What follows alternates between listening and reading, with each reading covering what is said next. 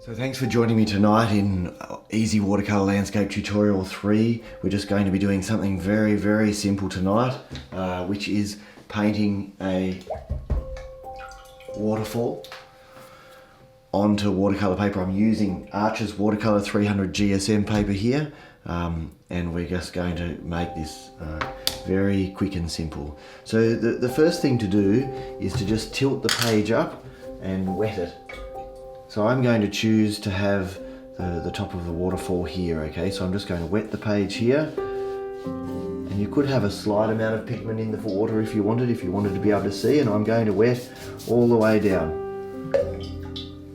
So I'm just going to wet all the way down. You might need to look from an angle, depending on the light source, to just see if you've got it all wet and where the beginning of your water is. And if you get a little hair, then you could get rid of it before you begin. So that's it. That's ready to go now, okay? So what I'm going to do is load up my brush with some mix of light red and Winsor blue red shade. I'm just going to bring in the ground here, okay? So bring it in here. It's going to come to here. Then I might even just load up with a little bit of light red and a mixture of that, and just bring that in there. Charge that a bit, get a little bit more light red, charge that in there. Beautiful. There we go.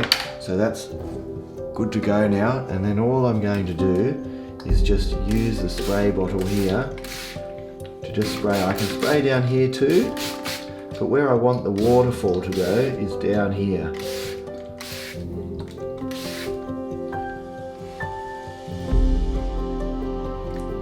So unfortunately doing this creates a fair bit of mess.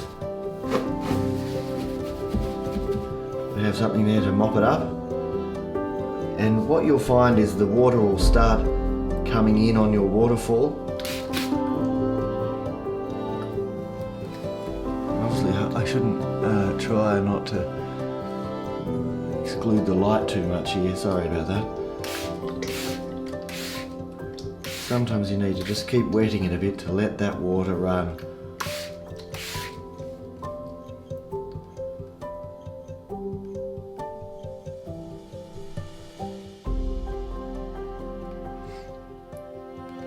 And I can see a few hairs there, so I'm just going to grab my tweezers. I'm keeping it up at about 45 degrees, okay, at the moment, so that the pigment keeps running down the page.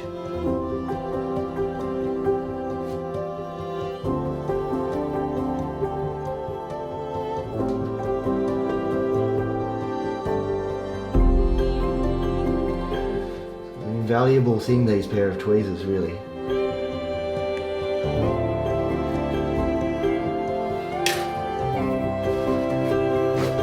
As are tissues.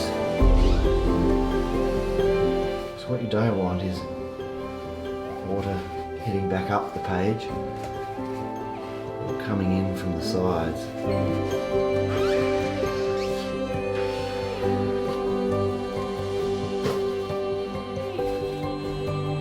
And it's inevitable sometimes that the pigment will run down against the tape here, but if you get this framed, you can always just bring the framing in a fraction. So I might just spray that a little bit more while it's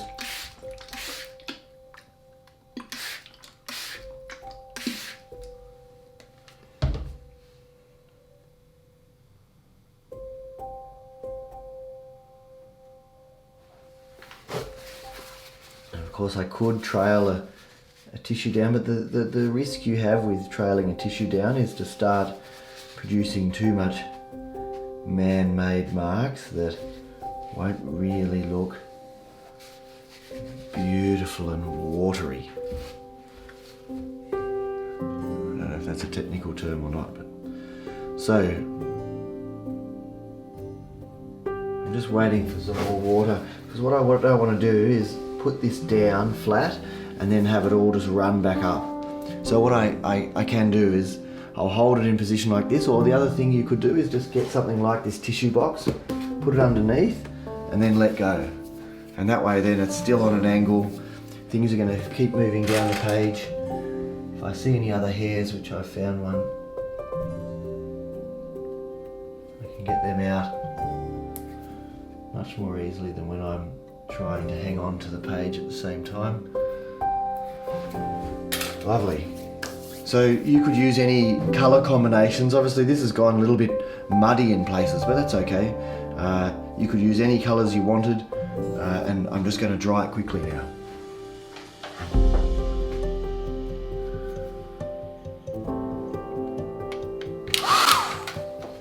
The other thing that's worth noting is that as the paint dries, if you've laid down a bit of a dollop here, you can see that there's still some moist areas there. Well, I can. You might not be able to see that, but there are some areas that are still damp that a bit more pigment was laid in, and it's fairly dry right here where it wasn't too, or, you know, I've just lifted it off a bit. So what you can do is dry it to a point where there's some bits that you want to lift out with a tissue, and then lift them out. So I'll just dry it a tiny bit more. I'm just going to lift out with a tissue some of those bits, and then I'm going to turn the tissue. You can't do the same bit of tissue again. I've got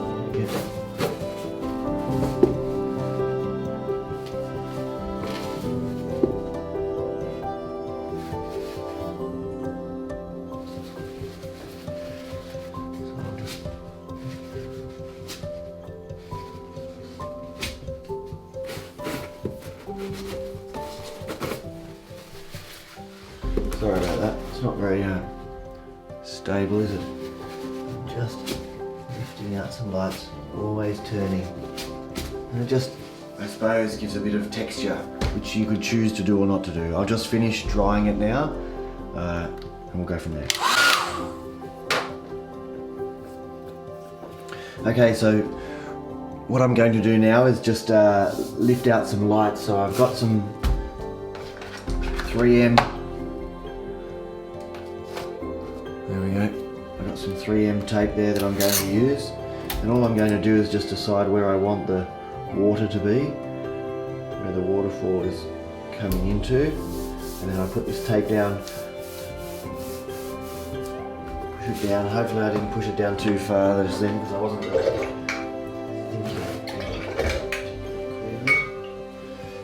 So I'm using my flat nylon. I've just flicked the water out, and all I'm going to do is I might even just take a little bit more out, and I'm just going to run it along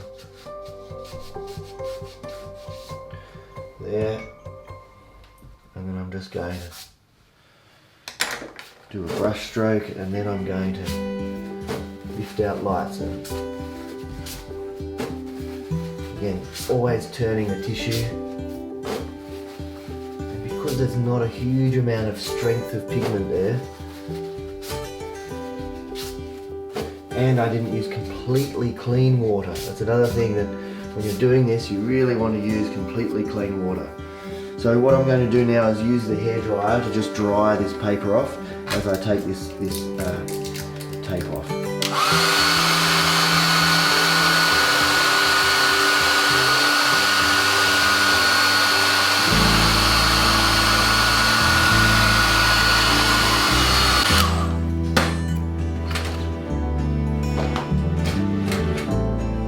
By the way, I think I meant to say I'm not sponsored by anyone for anything in these videos. Not by Winsor and Newton or anyone.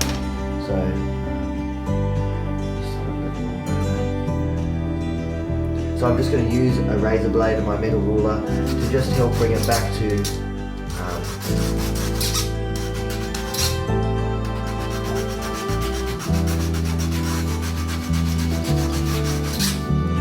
a white.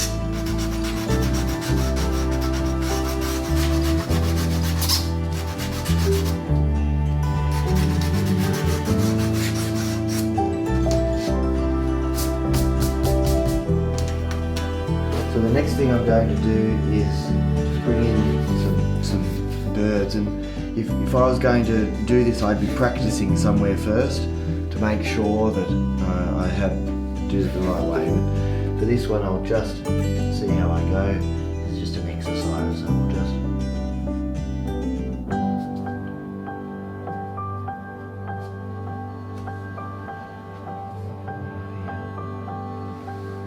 Sorry if I get it nice.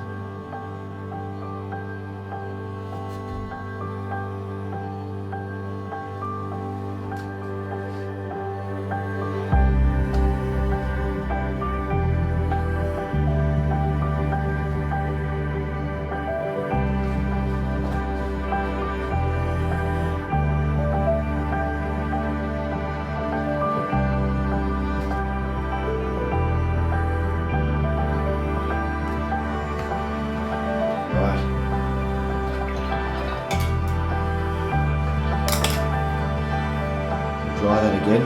So the last thing for me to do is to sign it. You don't always have to put the signature in the bottom right. I am doing that right now. You don't always have to. You can look at the painting and decide where is the right place to put that signature. It's always a good idea as well when you're signing your paper to make sure that your hand doesn't have any watercolour along this edge here. So when you go to rest on there, I've ruined many a painting by not being aware that I've got watercolour on my hand. So I have a bit of a habit now of just wiping my hand.